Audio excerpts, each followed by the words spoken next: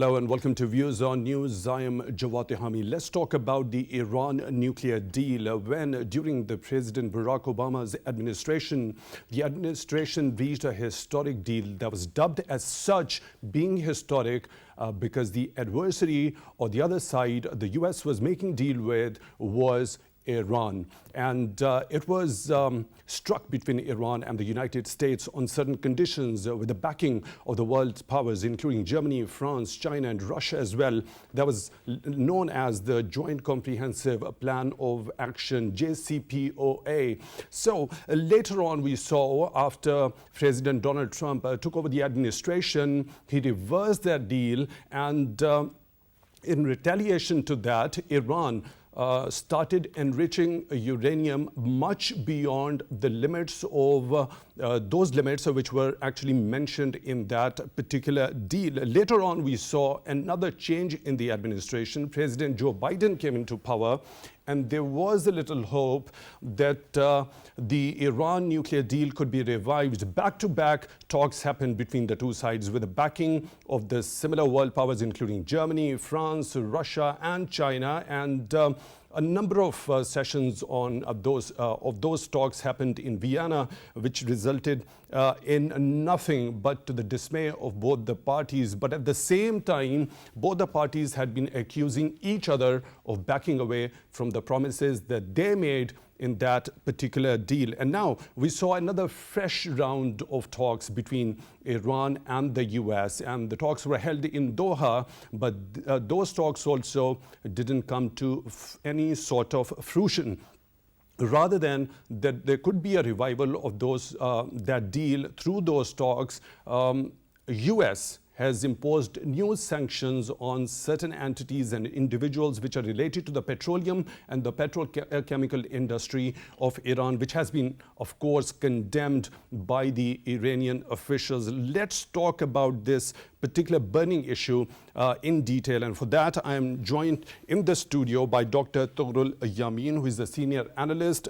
Dr. Yamin, thank you very much for your time at Views on News. And I'm also being joined on the phone line from Iran, Mr. Mostafa Khoshcheshm, who is Iran Affairs Analyst. Mr. Khoshcheshm, thank you very much for your time at Views on News as well. And I'm also being joined from France on Skype by Mr. Karel, Vereycken, who is a political analyst from Schiller Institute. Thank you, all of you, for your time.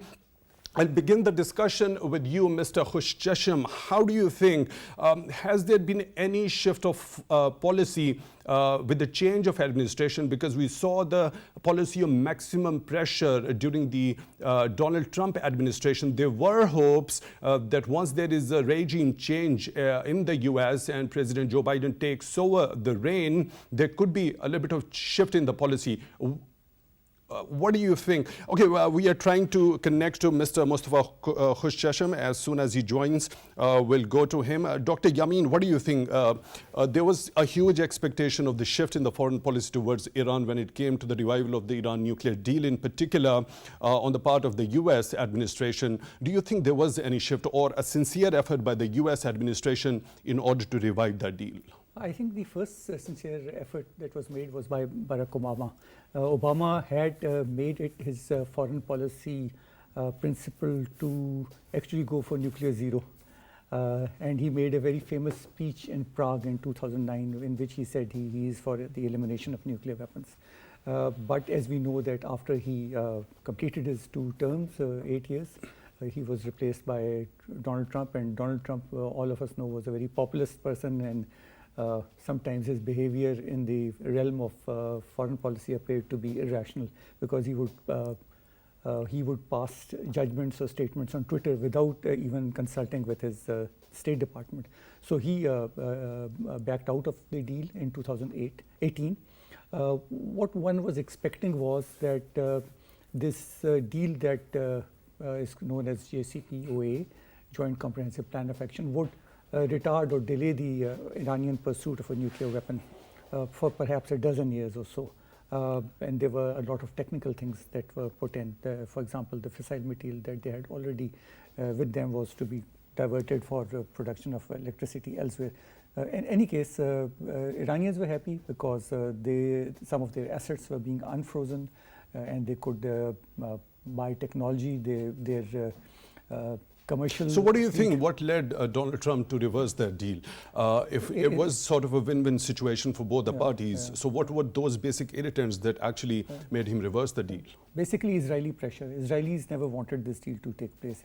Israelis and Iranians are so enemies to each other. So Israelis never, even when Obama was striking this deal, they were against it. They said this is a bad deal. The word that they were using consistently was that it was a bad deal. So Trump is one person who we know that his son-in-law was a Jew, and he was the one who floated the idea of the Abraham Accords. And he was, all American administrations are friendly to Israel, but he was over-friendly to Israel. He was the one who moved his embassy from Tel Aviv to Jerusalem, and he was the one who actually favored new illegal settlements in the occupied territories. And one of the, I think, areas where the buildings were coming up were named as Trump Heights or something like that. So Trump was all guns blazing. He wanted to please Israel, not that Biden doesn't want to do that, not that Obama didn't want good relations, not that all in modern history we know that the Americans are have very cordial relations with Israel. So it was basically Israeli pressure. So you're of the view it was because of the Israeli pressure straight away? Pressure, yeah, one. And also because the Arabs were also not very happy with it. Even now we see that there is a unusual warmth between the Israelis and the Arabs. They are talking to each other, and they are making a joint front against Iran. So another nuclear power in the region, apart from Israel, could shift the power balance in the region. So the Arabs don't want it, Israelis don't want it. So Dr. Yamin, your point is well taken. Let me take this point to Mr. Karel. Mr. Karel, do you agree with Dr. Yamin? Because was it because of the pressure from Israel in particular that Donald Trump reversed or backed away from the Iran nuclear deal? Well, there's a part of that is absolutely true, but according to my research, the main lobby which put Trump into this on this course of events, it's called the Christian evangelicals, which is a very large part of the Christian voters which were backing Trump, and they're called the Christian Zionists. They are much more pro-Israel than most of the Israelis themselves, and they had a very big man in there, which was Sheldon Adelson, who now died, who was one of the main bankrollers who was paying for the campaign of Trump. So the people which were holding the shareholders of his campaign, they were always, and they would call Trump at night and ask special favors and then give an extra donation to his campaign. So it's, you can not only blame the people of Israel, but we should blame a lot of the lobbies in the United States which are using Israel for their own political... Okay, Mr. Karel, if for a moment we agree with this point that there was a pressure from Israeli authorities at that very time when Donald Trump reversed the Iran nuclear deal. So where was that pressure when Barack Obama was striking the deal with Iran? Were the lobbies not at work at that time also? No, because the voting basis is less. Also, there's a part of the Israeli military which actually are in favor of a deal, which they don't agree with everything which was being played out by people like Netanyahu.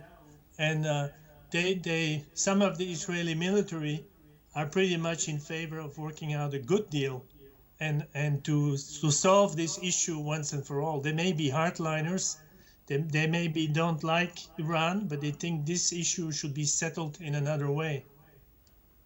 Okay, Dr. Yamin, what's your view? Was there any expectation, since we saw the policy of maximum pressure and Donald Trump all blazing, as you mentioned, and he was trying to hit Iran very hard. We saw in the form of assassination of General Qasem Soleimani as well, but equal retaliation from the Iranian side as well, hitting the US bases in Iraq with dozens of soldiers getting brutal injuries as a result of that. So after having gone through those setbacks, do you think there was the realization in the Biden administration to show sincerity in order to revive that deal and mend their relations with Iran? Tehami Sahib, there's no sincerity in foreign relations, none whatsoever. These are stark national interests. There is no sincerity. So we know that the Iranian nuclear program has been attacked many times. It has been attacked through Stuxnet, which was basically an American and Israeli worm which was fed into the centrifuges, and it messed up with the Siemens command and control systems. Then, as you mentioned, that there have been a string of assassinations. One, we know Qasem Soleimani, but also we know that Israelis in particular have been killing Iranian scientists. We know that Mohsen Fakhrizadeh was killed in a daring attack near his home in Tehran. And some say that it was with the support of artificial intelligence backed weapons. And recently also one of the Iranian colonels, one by the name of Saeed Khudai, was killed. So the attacks have been going on against Iran. Iran is well aware of it. Iran has been responding. Recently, Iran tried to attack some Israelis in Ankara, which was unfortunately, or fortunately, they couldn't do it. And it did spoil the relations with the Turks. So there has been attacks, there have been counterattacks, there have been cyber attacks, there have been assassinations. Iran is up against a very strong opposition. Biden does not want Iran to have a nuclear bomb. Nobody in America wants Iran to have a nuclear bomb. The Israelis absolutely, under no condition, under no circumstances, they have been actually prompting some of the administrations to actually carry out a kinetic attack against the Iranian facilities. And there have been instances when there have been reports of some kind of blaze in some reactors also. But so far, apart from the Stuxnet attack and other attacks, the Iranian nuclear program is still alive. It is not dead. They are now enriching their uranium. But after the violation of the Iran nuclear deal, and during that deal, when they were obeying, they were not enriching uranium beyond those limits. They were not violating, but since Trump pulled out, they have been enriching. So Dr. Yamin, you mentioned a very interesting point, that there is no sincerity as far as the foreign relations is concerned. Let's talk about it with Mr. Karel. Mr. Karel, when we talk about, if I remember it rightly, on the sidelines of the UN-GA session, there was a lot of talk about the possible meeting between the then President Donald Trump and the then Iranian President Mr. Hassan Rouhani as well. And there were reports which were actually reported by the Western media itself that it was President Donald Trump who was more of willing to have a one-on-one meeting with President Hassan Rouhani, but it was the Iranian side who were not interested until unless their fears or their concerns were actually addressed by the US side. Well, the way Donald Trump was operating was to destroy any multilateral deals. So he was in principle already against the JCPOA because it was a multilateral deal which involved Russia, China, UK, France, Germany, and others. So he would only go for bilateral agreements. So he thought, since the US economy was supposedly the strongest economy of the world, if he's in a one-to-one relationship, then he could win in any situation, impose US interest. So that's and then what he thought, and the people behind him thought very disturbing, that the JCPOA was a deal for 15 years. And then, as you said, as my colleague said before, if you want to prevent at all costs, Iran to have nuclear power, then it takes much more than 15. Then you need you need something much heavier than this agreement, which is only a temporary agreement.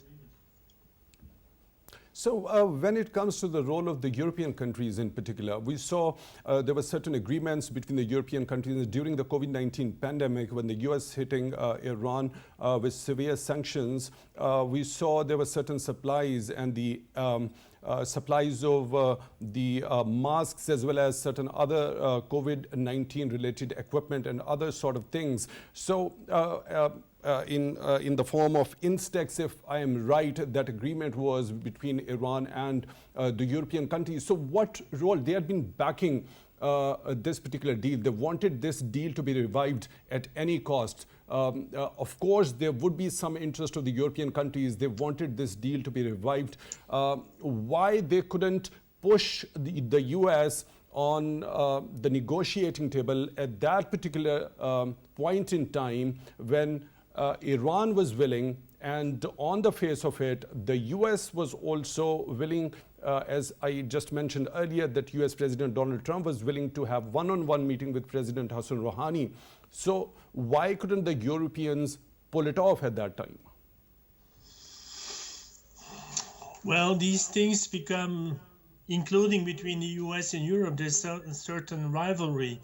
It is true that Biden, having been the vice president of Obama, and Malé is an old hand of the Biden vice presidency, that they somehow, since they had built the whole election of Biden was based on the fact that he would do much better than Trump, and that he somehow has to deliver to make sure, something comes out of. He promised during the election campaign that he would come to an agreement. So the Europeans also made their own promises, and they have somehow, I don't think they were really out to give this as a victory to Biden, and they wanted to negotiate their own conditionalities, and because the issue will be. And Mr. Karel, what were those conditionalities? Just to finish, the issue will be once you lift the sanctions in Iran against Iran, who will have the right the most to develop and to start having economic trade relations with Iran then, and that's an issue on which Europe and the US do not really agree. What were those major conditionalities, as you mentioned, of the Europeans? No, what the Europeans saw is that officially there were US sanctions, but then they were applying these sanctions against the European countries, which could not build up the car industry. And while the Europeans were being kept out, actually there were secret and there were all kinds of trade deals with Iran, favoring the US industry.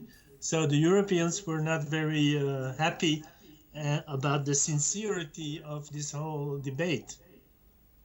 Okay, Dr. Yamin, what role do you think the European countries could have played during this entire saga?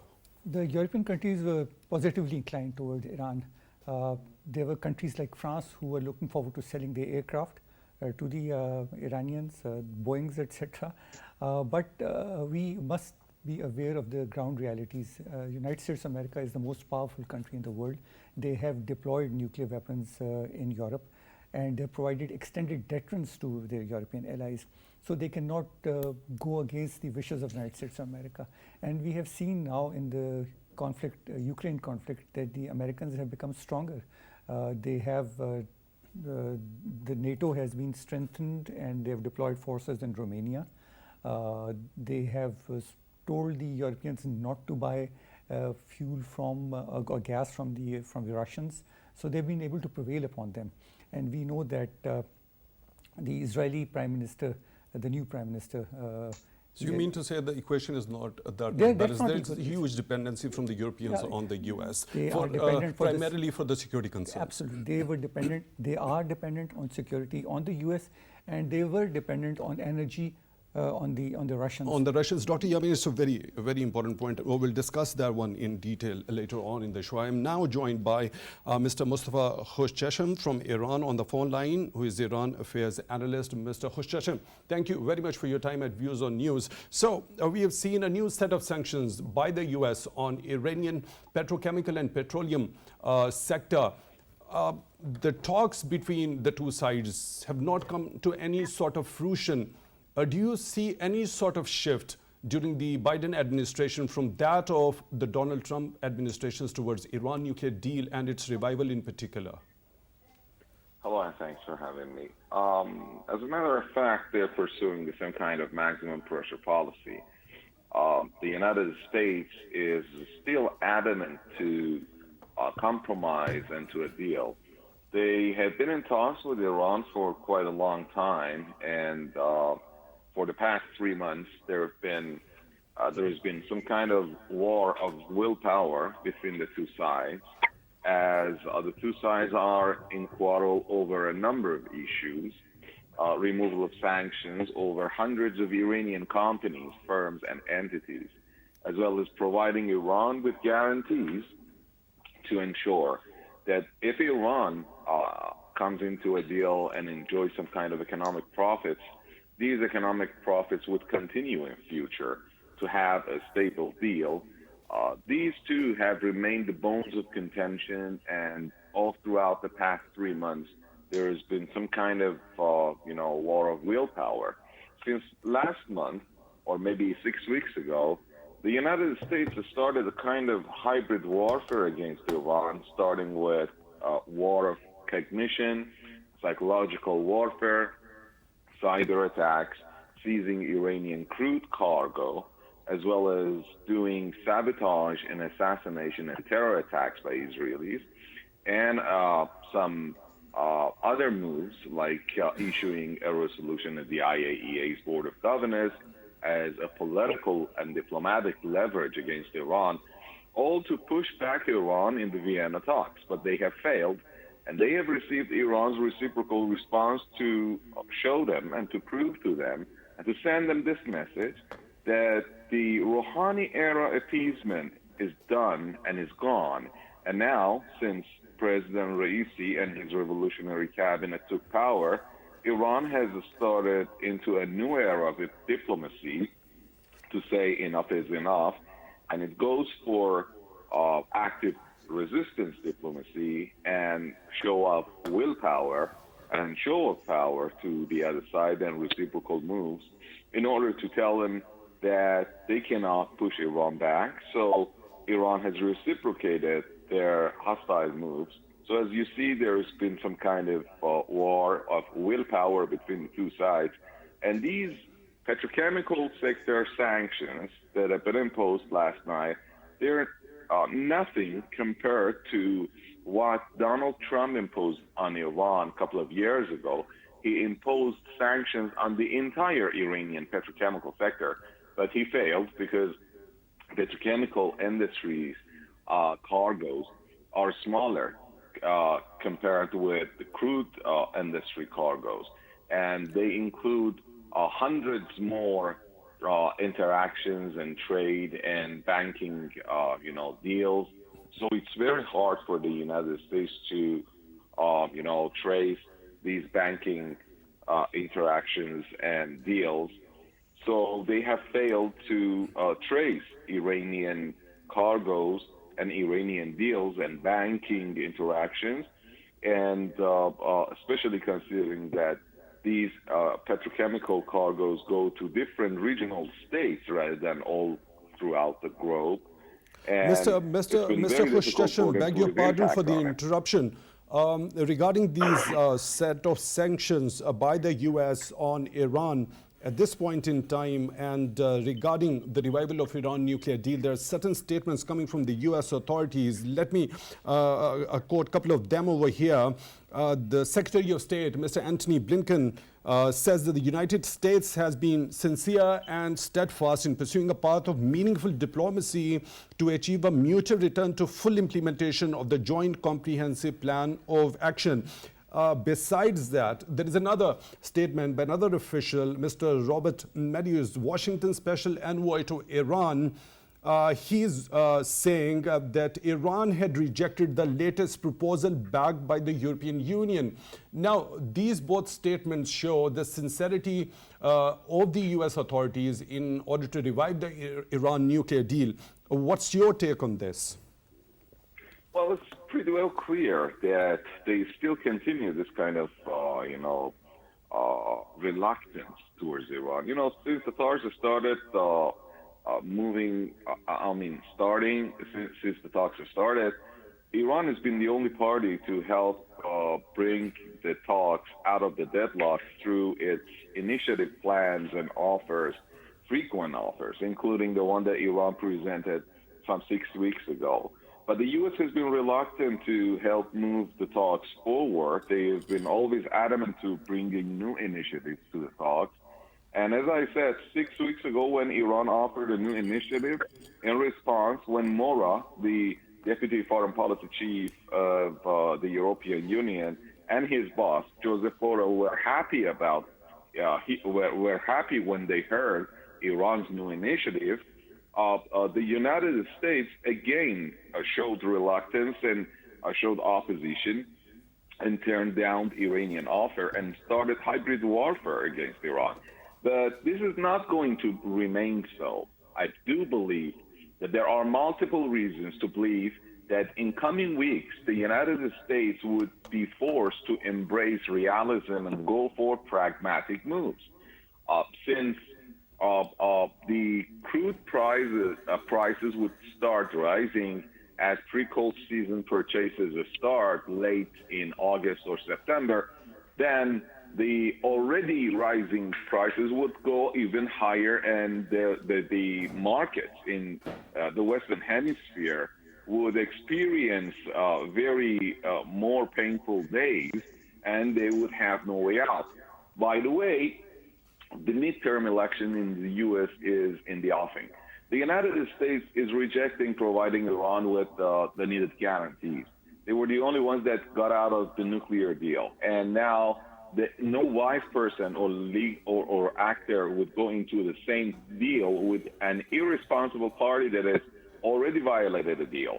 Now, especially this is the case because the Republicans that are very much vocal against the deal, they are going to most likely will win the majority of the two Senates in coming weeks, and Biden feels truly empty-handed to confront them.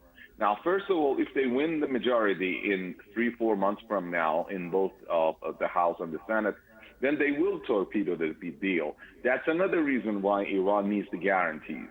Another point is that the Biden administration is feeling very much empty-handed when it comes to economy in the U.S. election, in upcoming election.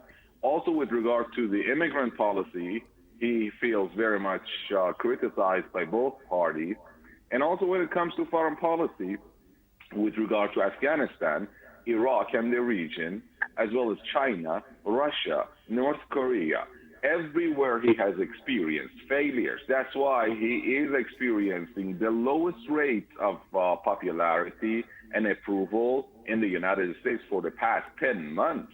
Now, the only chance he's got is the nuclear deal with Iran.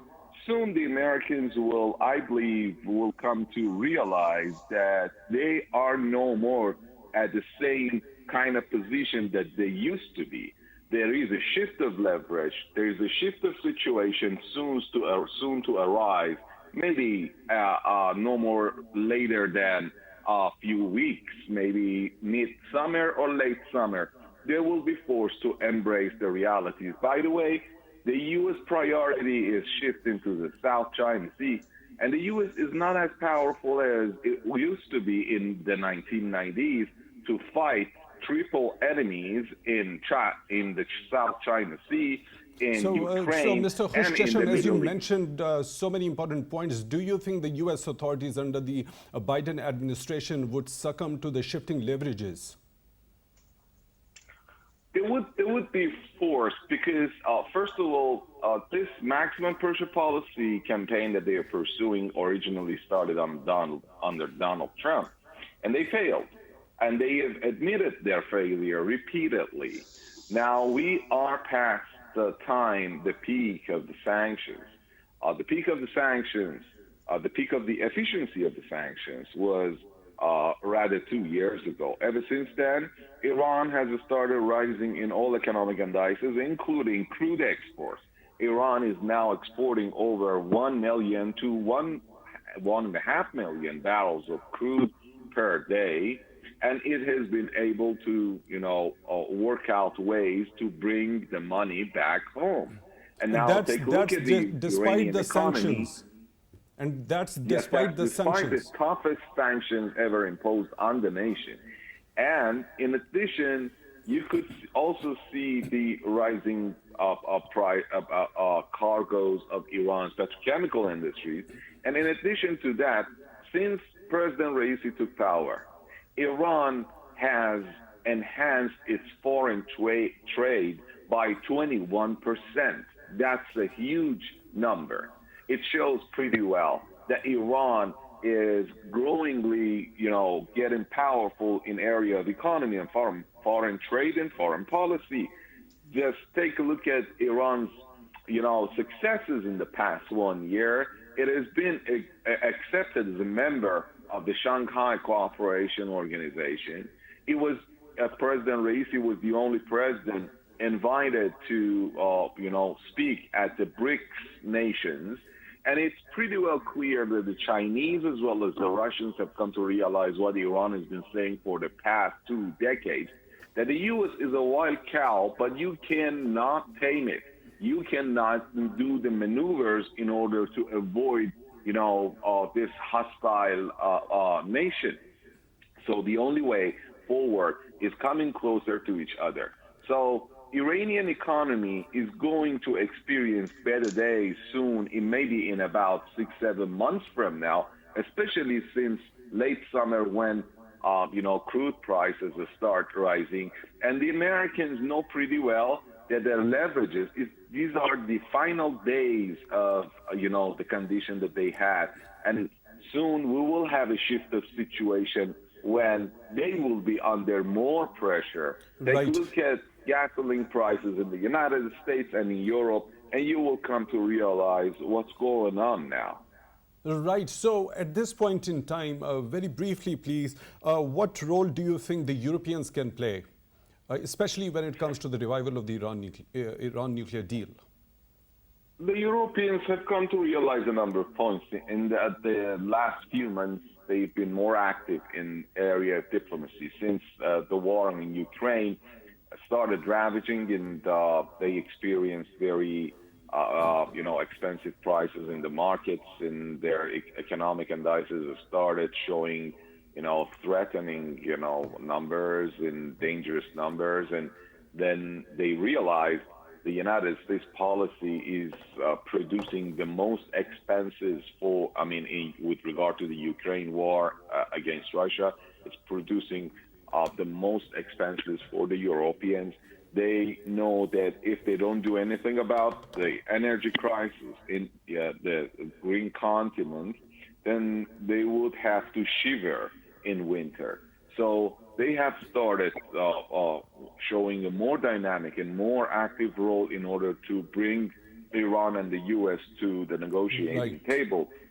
But we do believe that they need to pressure the United States more, because it's the United States that has remained adamant to a real deal. What they want is a deal in name, not in essence. That's why they have never shown any kind of flexibility.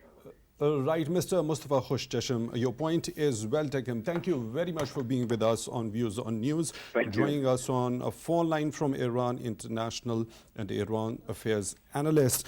We really appreciate your time. Now, Dr. Yamin, there were very important points which have been raised and mentioned by Mr. Khoshcheshm, and one of those points is that very soon, in a time span of 6 to 7 months, the US is going to succumb to that very pressure when the crude prices are going to rise exponentially.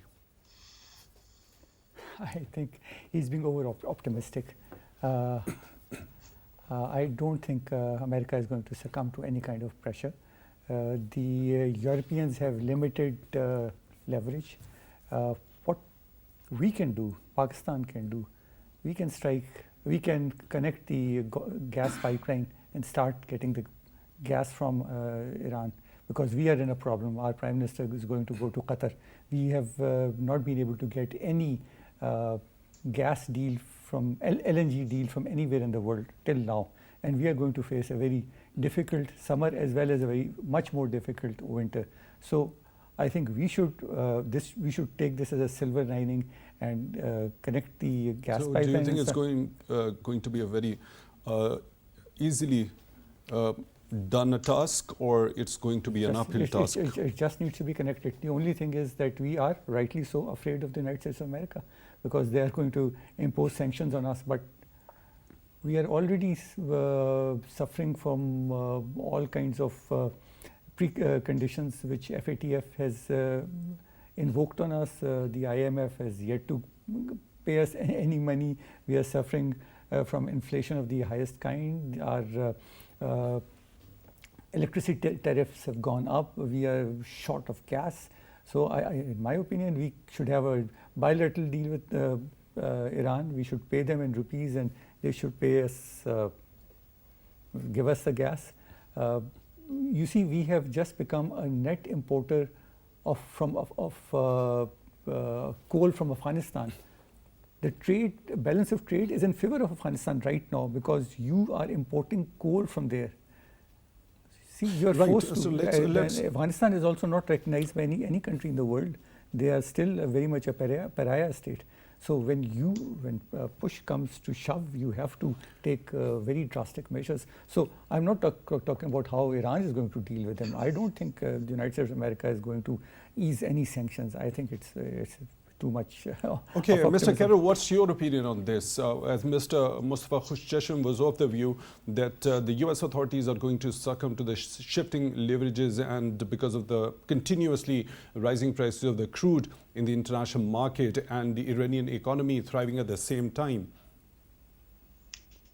Yes, I fully agree with that, in the sense that both Europe and the US, with the price inflation, I mean, they are applying an embargo against themselves on gas and oil, which is increasingly provoking a very tough crisis on the price inflation on all the production, and not only energy. So at one point, there will be factions which will be in favor of having, at least to bring Iran on the market, so that countries which would be frightened to buy from Russia could buy their oil from Iran. There's another aspect which I think we somehow need to look more also to the big picture, which is the change of paradigm and the shifting of gravity from the transatlantic zone to the Eurasian continent. And this is also worrying some people in the transatlantic zone. For example, Iran, there was this deal with India, Iran, and Russia to do the north-south transport corridor, which started operating, and which would take trade out of the Suez Canal and out of the Bosphorus. So this is shifting away. I mean, the trade routes are rapidly, and the Silk Road is rapidly reorienting, and Iran is fully included in this. Secondly, there is a move out of the dollar, because the trade already between Russia and Iran is done in national currencies, in rial and ruble, and then also the China.